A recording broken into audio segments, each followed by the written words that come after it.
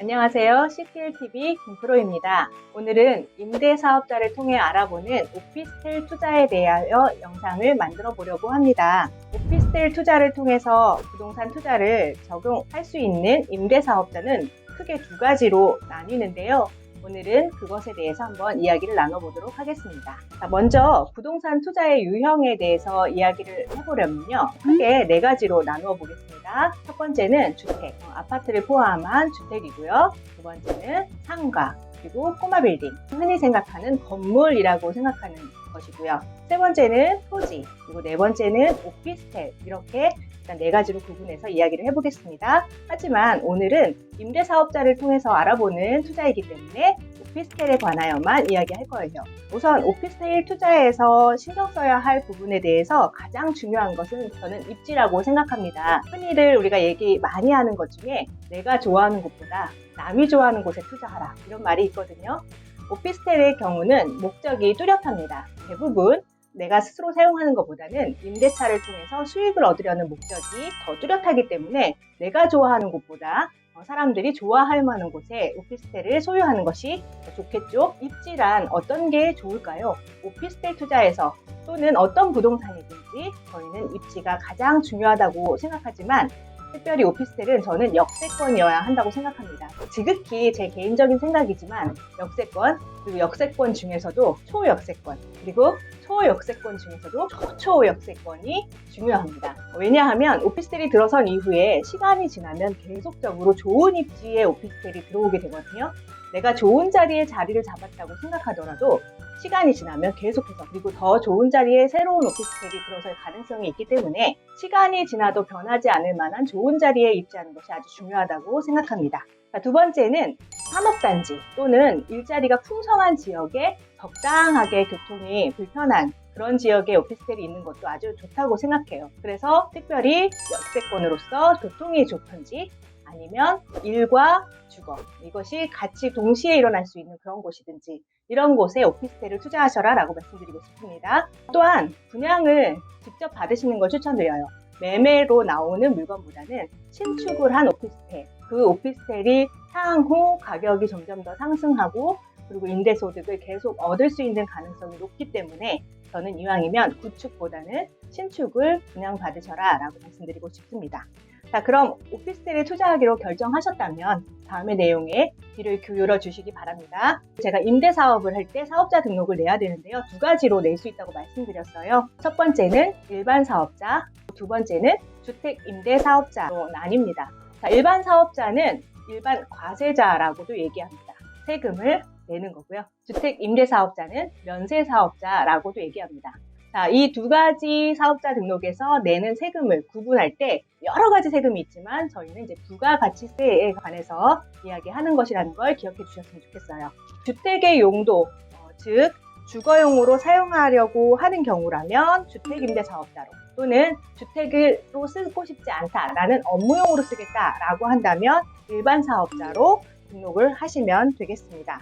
주택임대사업자로 등록을 하셨다면 본인이 직접 사용하시면 안 되고요. 무조건 주택으로만 임대를 하셔야 합니다. 두 가지 사업자 등록의 등록 시기에 대해서 말씀드리자면 일반 사업자는 계약 후 20일 이내에 등록을 하라라는 이야기가 있습니다. 여기서 궁금하시죠?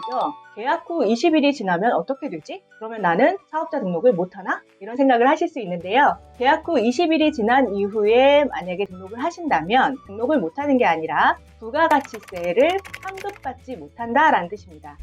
그 부가가치세를 환급받지 못한다라는 것도 이미 납부한 부가가치세를 환급받지 못한다는 뜻이므로 너무 그 일정에 쫓기시지는 않으셔도 되겠지만 이왕이면 1원이라도 내가 낸 세금을 환급받을 수 있다면 그 일정을 지키시는 게 좋겠죠. 주택임대사업자는 60일 이내에 등록해라 라고 하는데 그 기준이 취득 후 60일 이내입니다. 60일 이내에 등록을 하시는데 그때 이미 임대차가 맞춰진 경우도 있겠고 그렇지 않은 경우도 있겠지만 어떠한 상황이든 그 날짜만 기억하시면 되겠습니다.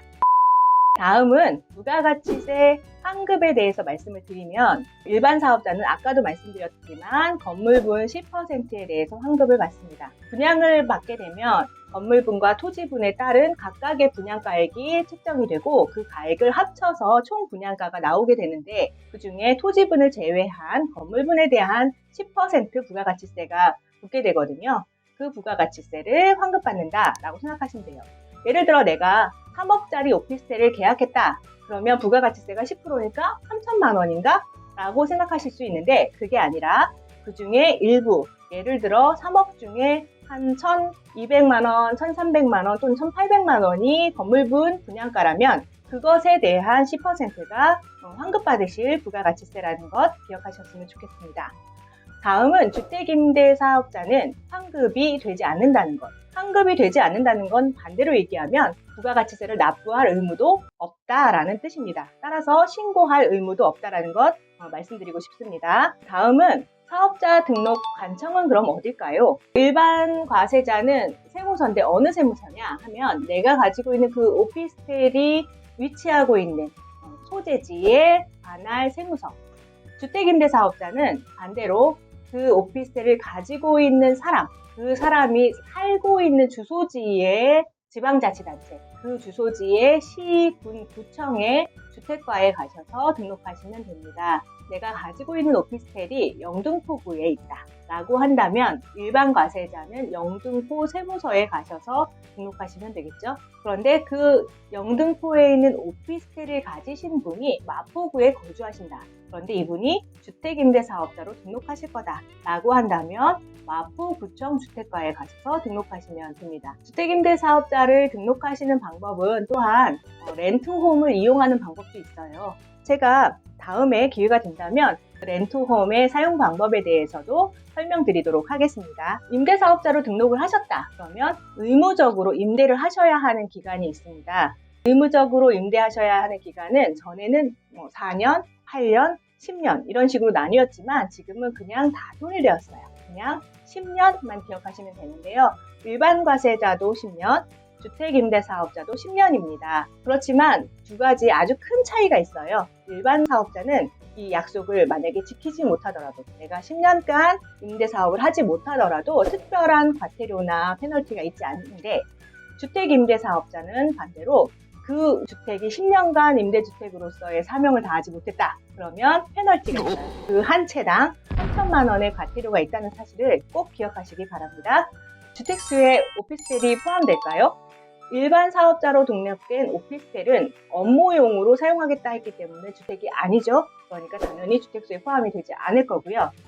주택임대사업자로 등록된 오피스텔은 당연히 주거용으로 사용할 목적이기 때문에 주택으로 포함된다라고 기억하시면 됩니다. 오피스텔을 투자하기로 결정하셨고 매매 계약을 했고요. 분양 계약을 했습니다. 이제 잔금을 치르고 내가 나의 이름으로 등기를 하게 될 텐데 그때 내는 세금을 취득세라고 합니다. 취득세는 오피스텔이라는 것은 내가 어떠한 사업자를 냈던 상관없이 똑같이 일률적인 취득세율을 납부하게 되는데 이것이 바로 4.6%. 보통 그냥 4.6%인가 보다 라고 생각하시는데 원래의 취득세율은 4%입니다. 4%에 더하기 지방교육세와 농어촌 특별세라는 세금이 부가적으로 합쳐져서 내게 되는데요. 그래서 농어촌 특별세 0.2% 그리고 지방교육세 0.4%를 합친 세율이 4.6%이다 라고 생각하시면 되겠습니다. 어떠한 임대사업자를 내시든 또는 임대사업자를 내지 않으시든 상관없이 똑같은 세율이 적용된다는 것 말씀드립니다. 요즘에 최근에 주택에 대한 규제가 강화되면서 취득세의 중과라는 이야기를 많이 들어보셨을 거예요. 취득세가 내가 조정 대상 지역에 두 번째 주택을 취득한다 그러면 8% 그리고 세 번째 주택이다 라고 하면 12% 이렇게 많은 부담을 하게 되는 경우가 있는데 오피스텔을 취득할 때 내가 10채든 20채든 상관없이 한 채마다 4.6%의 취득세율만 적용받으면 되기 때문에 상대적으로 주택에 비해서 투자하기가 더 수월해진 면이 있습니다. 그러다 보니 저도 현장에서 피부로 느끼지만 오피스텔이 대체 투자처로서 각광을 받는다 이런 이야기들이 있는 것 같아요. 내가 투자하고자 하는데 나의 부담해야 할 세금이 어느 정도인가에 대한 정도는 계산해보시고 따져보시고 투자하시기를 권유드립니다. 네, 마지막으로 재산세에 대해서 말씀드리겠습니다. 재산세는 매년 7월과 9월에 제가 계산하지 않아도 알아서 계산해서 나오는 그런 세금이에요. 어디에서 나오냐면 각 지방자치단체에서 계산해서 부과가 됩니다. 7월과 9월에 부과가 되는데 내 오피스텔이 만약에 일반 사업자로 등록되어 있다면 그 오피스텔은 건물분 재산세, 토지분 재산세 이런 명목으로 부과가 될 거예요. 그런데 반대로 주택임대사업자로 등록이 되어 있다면 주택분 재산세라고 해서 부과가 됩니다. 내 오피스텔이 주택인가? 아니면 업무용인가? 헷갈리시는 분들 많으실 거예요. 재산세가 나온 고지서만을 확인해도 내 주택이 주택에 들어가나 안 들어가나를 확인할 수 있다는 것 기억하시면 좋겠습니다. 나는 주택수에 포함되지 않도록 하기 위해서 주택임대사업자를 등록했는데? 라고 생각하시는 분들 가끔 계세요.